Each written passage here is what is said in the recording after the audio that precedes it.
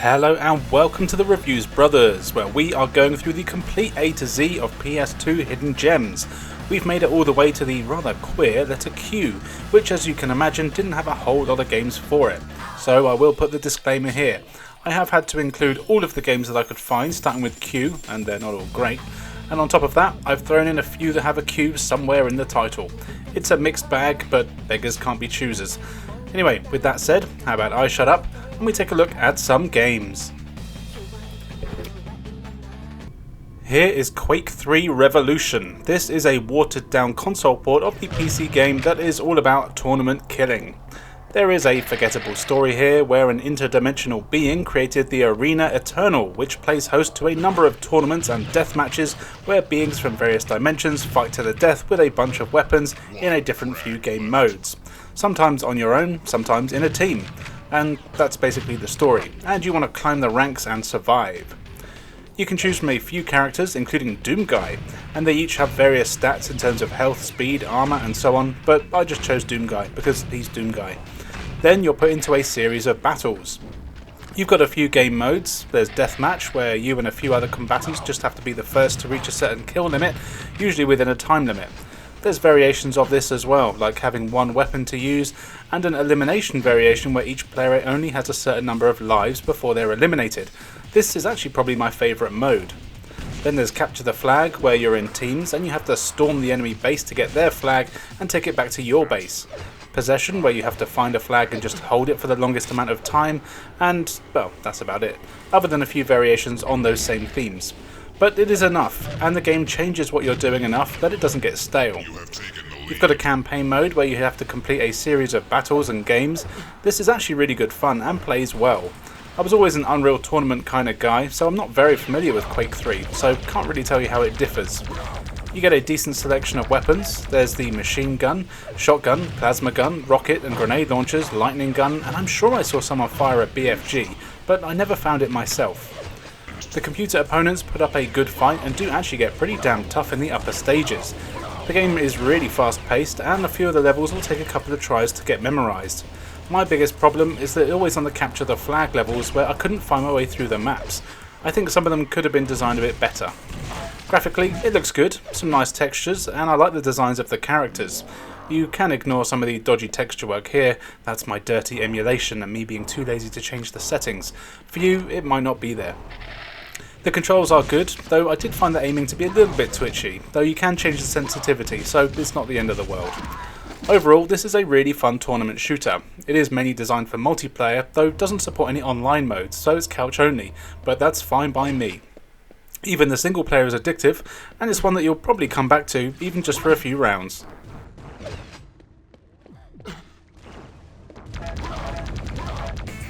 Here is the exciting Cue Ball Billiards Master, a game that starts with Q. As you can probably guess, it's a billiards game, or pool depending on what you call it where you live. Now, there's not a huge amount that you need to say about this game. You create your player profile, and then you're given the option of playing a handful of different variations of pool against a few different opponents. You have two versions of 9-ball, 8-ball, rotation and straight ball. Thankfully, you can check the rules for each of the different games with the press of a button, which is always handy as I only know the rules of how me and my mates play it when we're down the pub. There are 5 opponents you can face, and you have to beat them all in order before you can select them. Basically, they're just the difficulties.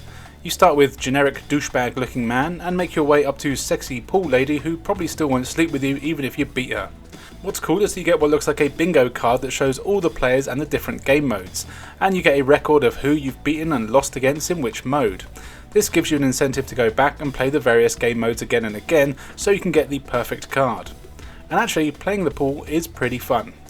It certainly is nothing special, and it's just regular pool with its normal rules. There's no crazy Mario sports style moves or power-ups, but actually I quite like pool games and enjoyed playing this one. Matches start with both players having to bounce a ball off the far cushion, and then whoever's rebounds back and lands closest to the opposite one gets to break. Taking your shots is easy. You can just position your cue wherever you want, and then you press circle to go into hit mode. Then you use the analog stick to determine how much power you want, as well as any spin and so on. Once it's all ready, you just press the circle button again to take the shot. It's easy to pick up and play, but can still be tricky to pot as the physics are pretty much spot on, but when you do sink a good shot, it feels so good. When you hit a ball and it comes close to the pocket, the camera will change to show how close you were. This can sometimes be a bit off-putting if you've whacked a load of balls and the camera flits around all over the place, but I mean, it's nothing too bad. Your opponents do all put up a decent challenge as well, but they actually feel fair. They do make mistakes, and I never felt like when I lost it was because of cheap AI, and it was mainly because I was crap. Winning games will let you earn unlockables like new cues. These can offer more power and straighter shots, so you'll want to visit the little store every now and then to make sure you have the best gear and you can be a proper Uncle Phil at the pool hall. The game looks fine, it's a pool game so it's not exactly testing the PS2, it goes for a realistic look and it pulls it off for the most part. The character portraits are a bit ugly though, they could have made them a bit better. It really is an odd choice of opponents. But the gameplay is fun and that's all that matters. It's one of those games that can actually be quite relaxing as well, and definitely would be fun against another player. As you might expect, it's dirt cheap to pick up, and honestly, you'll probably have a bit of fun with it.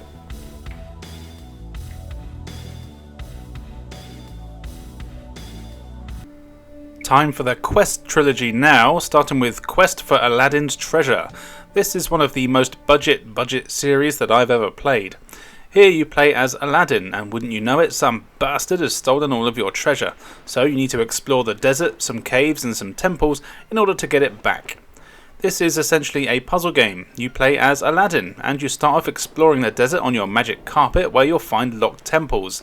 To get in them you need to find caves, where the keys have been hidden.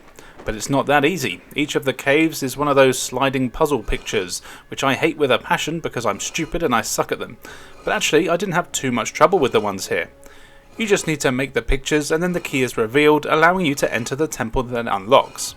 It doesn't matter what order you do the 4 temples in, or the 4 caves, and you can either get all the keys first, or you can find a key and then go straight to that temple. The possibilities are endless. Once you're in the temple, then you've got to make your way through a series of rooms, which are all the same puzzle type for each temple. One of them has a plank puzzle thing where you have to move across a board and pick it up the plank and move it between the tops of high pillars so you can create a path to the exit. The planks are all at different sizes and you can only use the one that's the exact size to move across the platforms. Another one is a sliding puzzle, but this time it's you doing the sliding. As soon as you move in any direction, you just immediately slide continuously until you hit an obstacle. The idea here is that you have to find the right path to get to the exit door. I will admit that I really found this one difficult. My puny brain couldn't figure them out. The other one I tried before I got sick of playing it were the block pushing puzzles. These are your standard block pushing ones, where you can only push and not pull. You need to move the blocks, and if they fall into the holes on the floor, then you can jump across them to get to the exit. But if you make one wrong move, then you've got to restart. Thankfully, for this and all the others, you can try as many times as you want, and there is a reset button if you do mess up. Now, even though these puzzles are simple, and this is a very budget game, they really aren't too terrible. Don't get me wrong, I'm not saying this is a good game or anything, but the fact that you don't have to worry about enemies and platforming means that it's harder to notice the crap. I will say that the controls are the biggest issue here. They're perfectly functional for what you need, but a lot of it is just so slow. For example, when you're pushing the blocks, the animation and everything takes forever. It's all done in squares, and it takes nearly 10 seconds to push the block just one square. The animation is so slow, and for no good reason. The same with picking up the planks in the other temple, it just takes forever to pick them up. I have no idea why, and it's kind of frustrating. And the game is pretty damn ugly as well. Aladdin looks demented, and the levels are all as basic as they can be. Mercifully, you can easily beat this whole thing in less than 2 hours if you want to. I've got 32 minutes worth of footage that I recorded, and I've completed 3 out of the 4 temples. Now there is a final set of puzzles after that, but I can't imagine them being much harder. Still, this is another very cheap game, so if you can't live without puzzles, then you might want to try it. But let's be honest, probably not.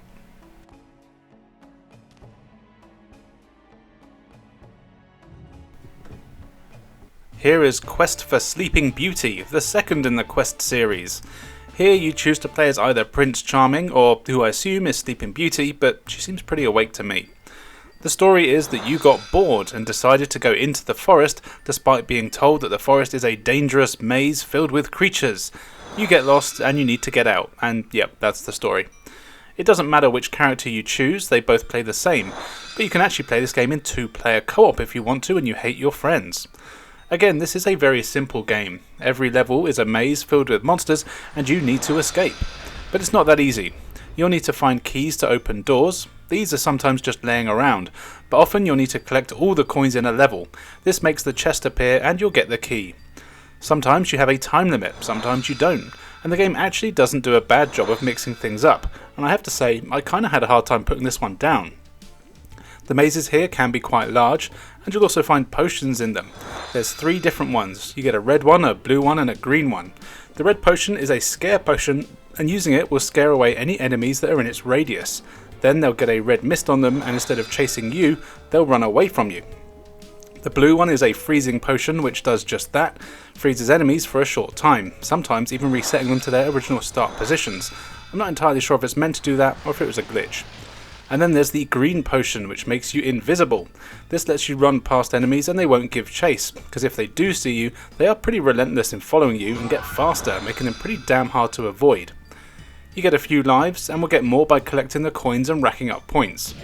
Enemies vary from spiders and ghosts and, well, that's all I saw, but there's probably more. Graphically, of course, it's nothing special, though there is some nice lighting here and there, but often that just made it harder to see the enemies. But you know what, as a game, it really isn't terrible. It's just a basic maze game, but it doesn't really do anything wrong. It's just very basic and cheaply made. But the controls are responsive, and actually using the right potions at the right time does become quite tactical. Again, I'm not saying this is one you need to go out and buy, but I've definitely played worse, and I did play this for a hell of a lot longer than I expected.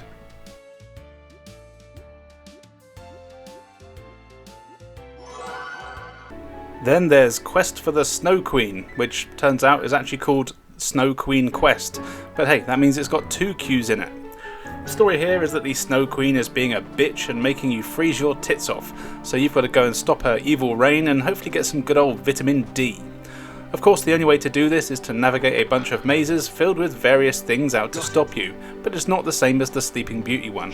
Although, much like the Sleeping Beauty game, you need to explore the mazes to find chests that contain keys that will open up other doors, pathways and other chests until you get to the exit.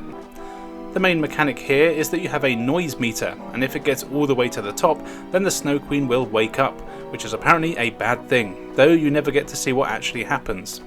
So you start to explore the mazes, and you've got to look out for frogs, who all work for the evil harlot.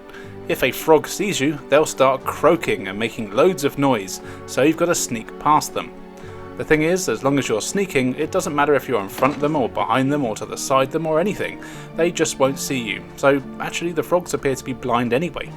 Once you realise this, the game becomes pretty easy, and if you're far enough away from all the frogs, your soundbar thingy will start to deplete again. So if it gets high, just go hide for a minute or 2. After a while, you'll also have to worry about guards. They sleep a lot of the time, but again, if you make noise or they spot you, they will chase you, and if you're caught, you've got to start again. Opening doors and chests or walking over noisy surfaces also creates noise and alerts people to your presence, so you do have to be careful with what you're doing a lot of the time. It's still not difficult though, and if you're patient, you'll probably likely beat this in about an hour or 2. As with the other Quest games, it doesn't look good. It's as basic as can be, but it's not really offensive. And yeah, it's super cheap to buy, not that I recommend you do so, but again, for what it is, it's really not terrible, until you compare it to just about any other game on the system. But the controls work, as do most of the mechanics, and it might entertain a younger person for the hour or so it takes to play through. Got it. Got it. And the last game that I could get my dirty hands on that starts with a Q is Ke? Ancient Leaf, and hooray, it's a Japan-only visual novel. I don't really have an idea what the story is here, as it's all in Japanese, but as far as I can tell, you're a girl that's moved to a new place and you talk a hell of a lot, usually with a bunch of other girls and dweeby guys. From what it seems, they tell you about this virtual world that's online that you can join called Ancient Leaf, and you start to play and various melodramatic things start to happen. Gameplay wise, there's very little to it. It's a visual novel, so you spend 99% of your time pressing the circle button to progress the text. Every now and then you get the chance to make an exciting choice, and then the story progresses, riveting stuff. Sometimes you have the option to go around town or to your school or the library or a park and so on, and this is where you'll meet a bunch of new people who may or may not have exciting things to say. I'll never know. And then at the end of each day you log on to the Ancient Leaf thingy and chat with fairies and witches about some stuff. Now I'm sure if you can read the text it would be a lot more enjoyable, at least I hope so. But yeah, that's all I can really say about this one. I've got no idea what's going on, and I just pressed circle for nearly half an hour. If I was lucky, I'd get to choose a different location to go to. Wow. I don't particularly like visual novels even when I can understand them, but if you do and you can read Japanese, then maybe you'll like this.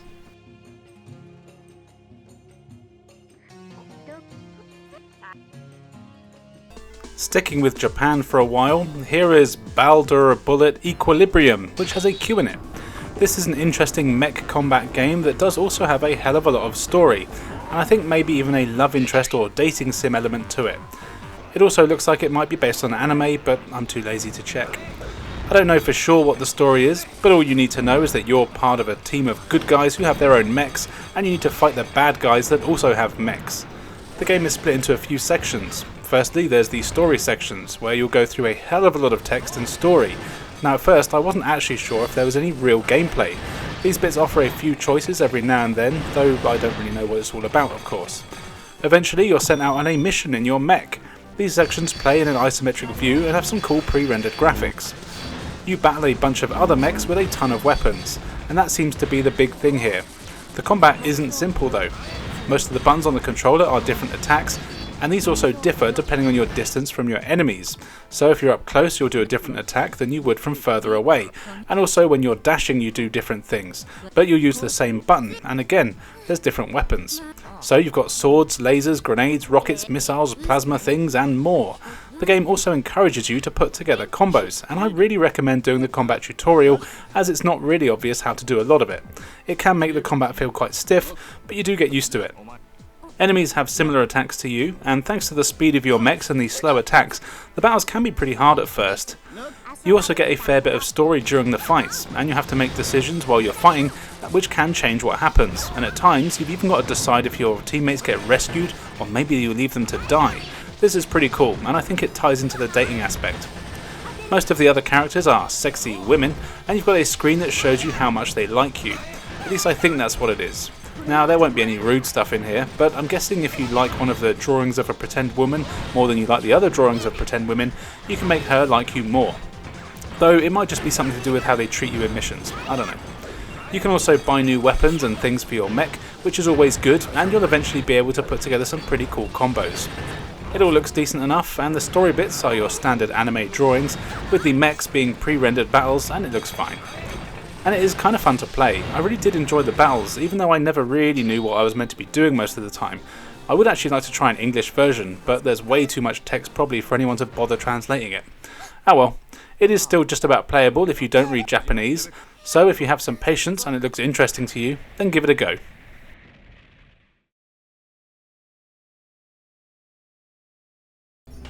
Here's a funky little rail shooter called Combat Queen.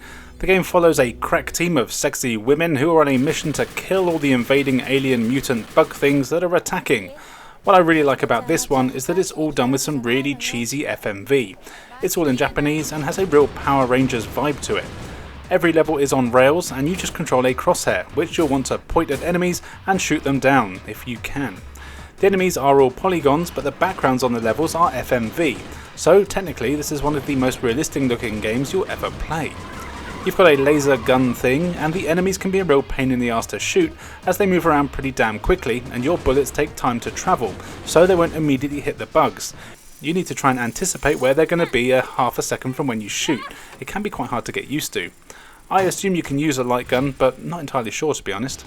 Most of the enemies you're fighting are flying bugs, but there's also worm things and bosses to contend with. Most enemy types come in a variety of colours as well, and each of these take various shots to take down. If you hold down the attack button, you do a charge shot that fires a bunch of bullets like a shotgun would. Sounds easy, right? But actually, no.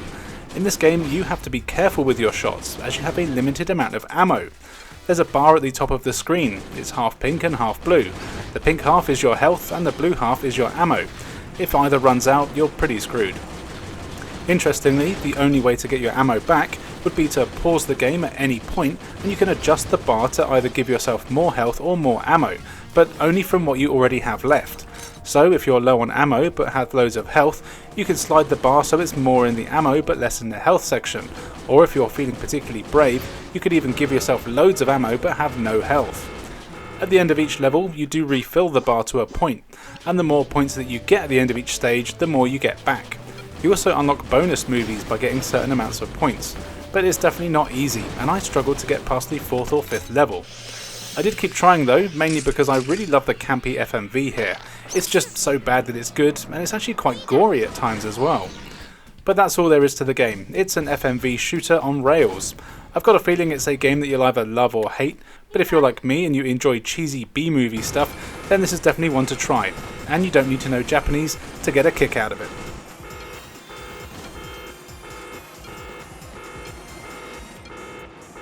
Puzzle Quest Challenge of the Warlords is part of a series that's been going on for a while now, and I believe is still getting entries to this day. It's a match 3 game with a fantasy setting, and it's actually pretty refreshing to have one of these on a console rather than a phone, so it's not trying to rinse you of all your money, letting you actually play the damn thing. There's an overly complicated story here about kingdoms, wars, factions and so on. I actually can't believe how detailed the story is for a bloody match 3 game. At the start you get to choose your class, which determines your strengths and weaknesses. Then you can go around your kingdom, speaking with various people and taking a look around town. Eventually you're given some quests by various people. These range from the classic rat killing quests to battling knights and even fighting off waves of the undead. All in a match 3 game of course, but it's kind of in depth. All the games are against an opponent and your overall goal is to get their HP, which is shown above the character portrait, to 0. To do damage you have to match either 3 or more skull icons, or you can use one of the many spells that you learn along the way. There's also blue, yellow, green and red tiles on the board. Matching these gives you mana. This is for your spells. You unlock a fair few as you play, and they each require a different amount of the coloured mana, and that's what matching these gives you, mana of that colour. Then there's the purple spiky tiles. These give you XP, and the gold gives you gold. XP will level you up, which lets you increase your stats, so you can have more health, deal more damage, collect mana faster and so on. And you can have cunning, which determines who gets to get the first turn on each battle. You can use the gold to upgrade your kingdom, buying new shops or buildings where you can train and learn new spells, or you can even buy and equip certain weapons and armour which will help you out in the battles and give you new properties.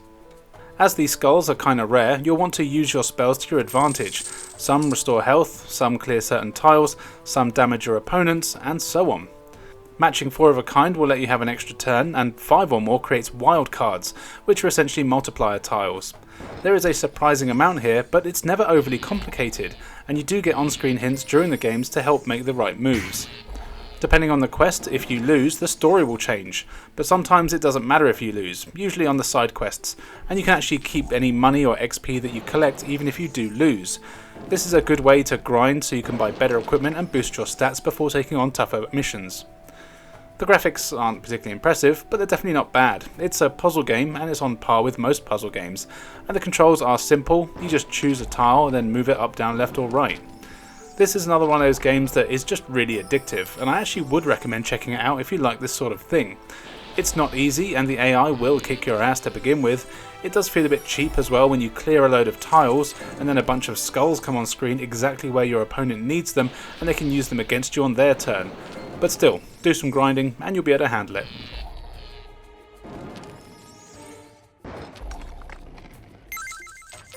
And finally, here is a game that a name I'm gonna butcher. It's Sousei No Aquarion, another game that never left Japan. This is a 3D mech game where once again you need to use your mechs to defend Earth from monsters and other mechs that are attacking. You're part of a crew here, and what's cool is that your mech is made up of 3 separate jets that all come together to form the mech. Classic Japan. Each one of the jets is piloted by a separate character, each with their own style and attack. During your missions, which are basically all consisting of fighting waves of monsters until they're all dead in various locations, you'll need to switch between the different pilots on the fly, which is done using the shoulder buttons. So, some pilots like to use punches, some use kicks, some have swords, some have guns, and so on. It's pretty cool, and doing attacks is easy with just using the square or triangle buttons.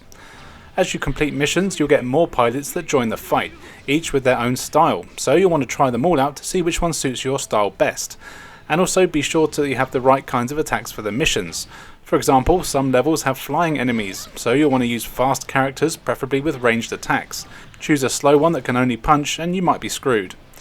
The mech is nimble enough though, and it's pretty fun to control, and it looks awesome when you change to a new pilot as the mech transforms. Between levels you get a fair bit of story and text to wade through, and of course it's all in Japanese. It is a little creepy as you're in a control room and you're seemingly spying on all of the other characters, and you can see what they're up to by watching them on the CCTV. You do this for a while and eventually an enemy will appear and you'll be sent on a mission. I'm sure there's more to the point of these sections, but you'll need to know Japanese to really find out. When you do complete a mission, you can upgrade your characters. These have to be done individually, and you'll spend points on upgrading attack power, defense and health, as well as which section of the robot they're better at controlling. I always like these levelling up sections, but I'm pretty crap because I always try to level everyone up equally, which I don't think is ever the best idea. That's mainly why I had to restart Dark Souls when I was playing it years ago. I tried to have a balanced character and couldn't get anywhere, so I restarted and just put everything into attack and health, and then I was fine. Anyway, I digress. This is a fun mech game that's got some cool graphics, some great cutscenes and some decent combat. The attacking can be a bit stiff, but overall it's fun to play, and another one that you can figure out easy enough without speaking the language. You just won't really know what's going on in the story.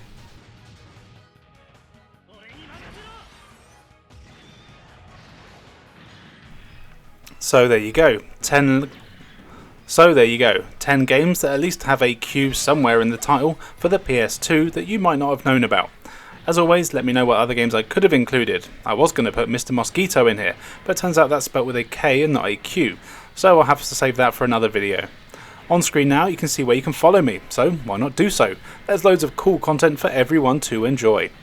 And now, all that's left for me to say is thank you for joining us, and we'll see you next time.